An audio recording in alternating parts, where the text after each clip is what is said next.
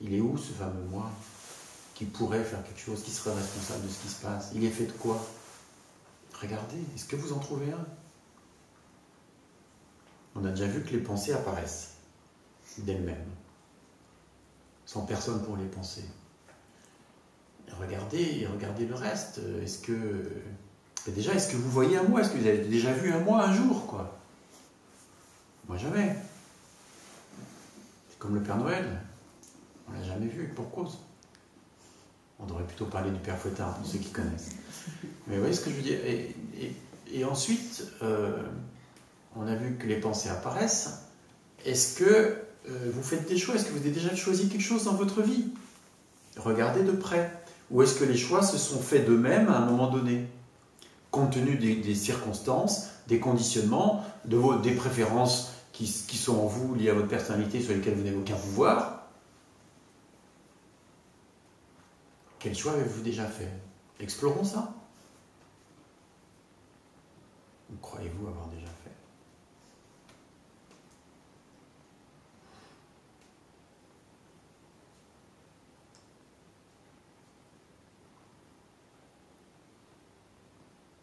C'est des choix qui s'imposent en fait. Les choix s'imposent. Voilà. Les choix à un moment donné se font. Voilà. Et j'ai pu me tourner le problème dans la tête pendant des jours et des semaines, voire des mois. À un moment donné, pouf, la décision est prise. On croit que c'est moi qui ai choisi. Non, ça s'est fait. C'est un peu effrayant. Ah, un peu effrayant. Ouais. Ah, et pourtant, ça a toujours été comme ça. Comment ça peut être effrayant alors ça fait depuis que t'es né, c'est comme ça. Qu'est-ce qui fait peur? C'est peut-être de s'en rendre compte. Parce que tant qu'on s'en rend pas compte, finalement. Mais moi, je trouve ça très reposant. Waouh! J'ai plus besoin d'essayer de choisir. Toute tentative de faire un choix est de trop. C'est beaucoup plus tranquille. Les choix se font. Ouais. Et dans ce cas-là, l'être-té, l'être, il faut dire, puisqu'il n'y a pas de choix, tout se fait. Qu'est-ce qu'il fait là en fait? Bah regarde. Reste avec cette être-té. Ouais. Et pourquoi il est là et pas ailleurs? Enfin, pourquoi? Là, pas ailleurs. Enfin, le regard qu'on est en fait, je sais pas. Oui. Nous sommes regard exact. Mais pourquoi on est là quoi? Mais qui font? Ce regard, je sais pas. Ce regard, il est là. Ouais. Pourquoi il y a un mur? Oui. Il est là. Quand le mur, on dit c'est parce qu'il y a une maison et tout, mais le regard, il est là. Pourquoi il y a un univers? Il est là. C'est lui le choix. Pardon? C'est lui le choix. Non. Simple regard. Mais regardez, cette incapacité à arrêter d'être vous renvoie automatiquement à l'être-té, et cette être-té, est-ce qu'elle pose des choix? Est-ce qu'elle pense? Est-ce qu'elle pose des actes? Non. Vous le savez, hein, vous, quand vous regardez. Vous le savez. Dès que vous regardez, vous le savez.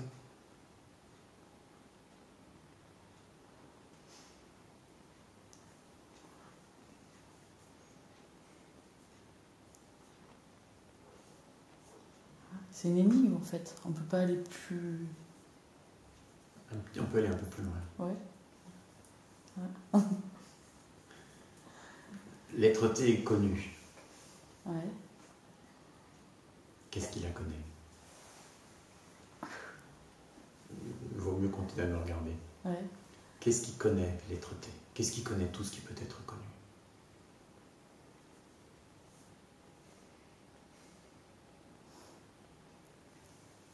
Le mental est soufflé, hein? Ouais.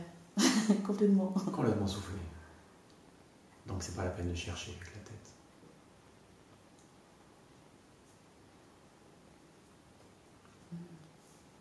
Je sais pas, moi je vois pas de réponse à. Non, il n'y a pas besoin d'en chercher une. Il n'y en a pas en fait. Oui, non. Le regard.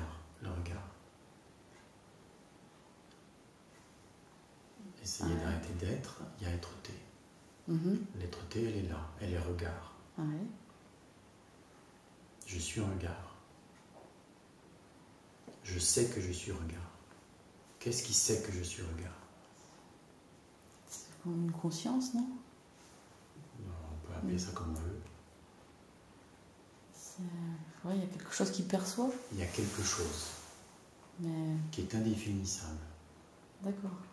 Et qui cependant est indubitable. On sait qu'il y a quelque chose. Oui. Et on n'y a pas accès. Ouais. Et on ne sait pas, enfin, ouais, on peut pas savoir d'où ça vient et qu'est-ce que ça fait là. Mais on sait que c'est là. On ne peut pas aller plus loin que là. D'accord. Ouais. Et là, jusqu'à là, on peut aller.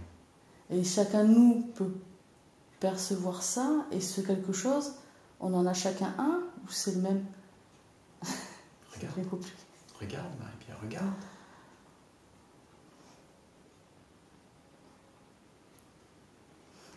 Il y a l'idée que c'est séparé, il y a l'idée que c'est incarné dans un corps. Est-ce que ça l'est? Ouais. Est-ce que ça l'est?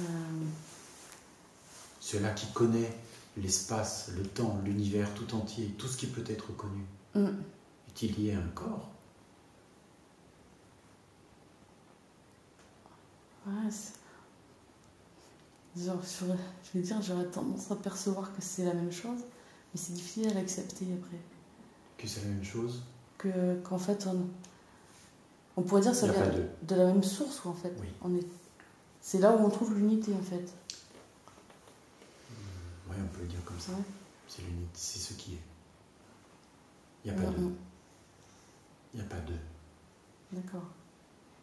Mais ça se manifeste sous des formes innombrables. D'accord.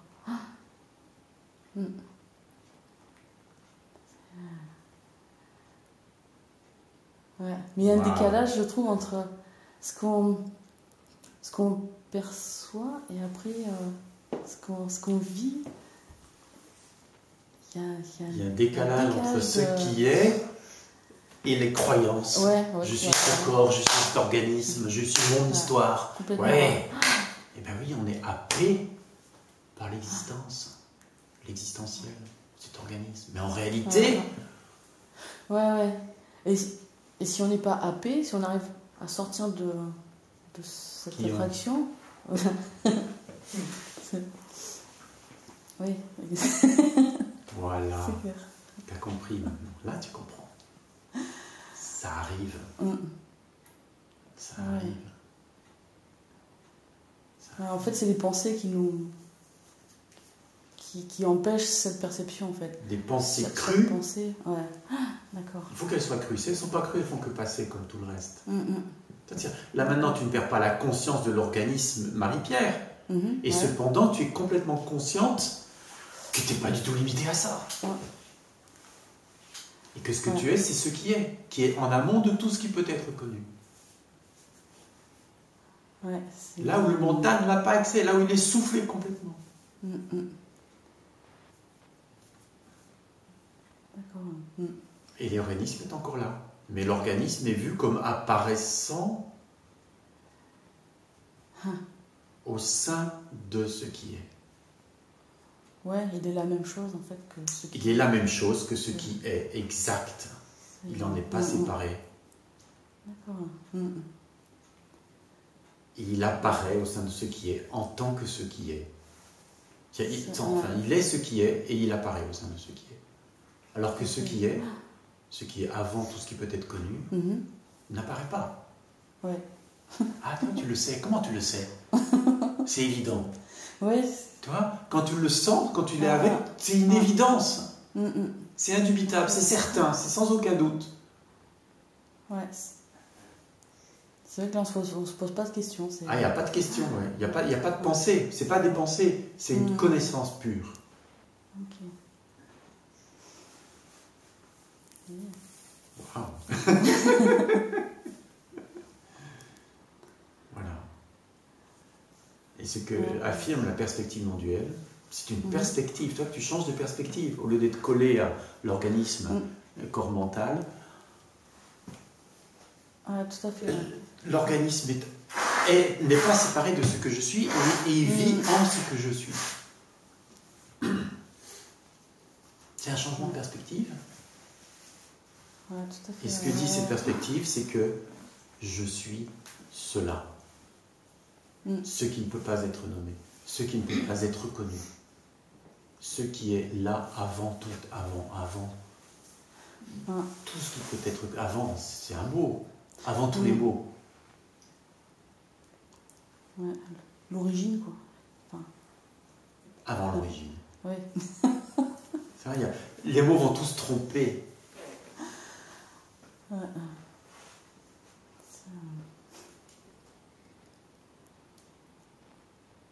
En fait, ça revient à ce que vous disiez tout à l'heure par rapport au...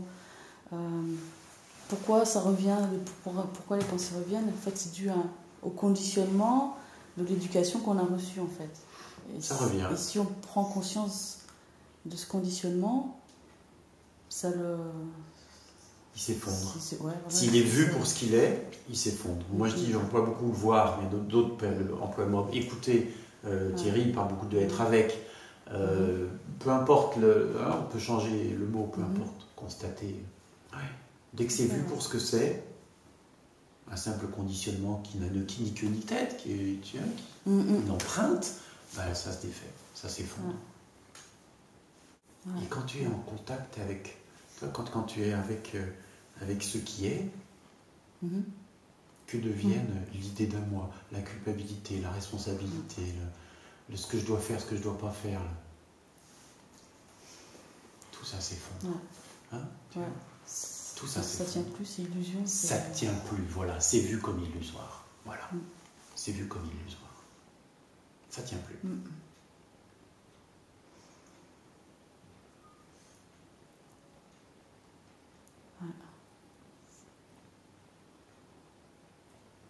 Mais le corps continue à respirer, le cœur continue à battre, le sourire continue à apparaître, les mains continuent de bouger. Ça continue à fonctionner. Ça n'empêche pas d'avoir des actions... Ben non. C'est-à-dire que tu es en train de bouger tes mains. Et tu es en train de parler. Ça continue. Ça continue. Et quand tu auras faim, tu iras manger, etc. Tout continue. Et je suis là en face de vous en train de vous parler. Ça continue. Mais c'est illusoire. C'est étrange.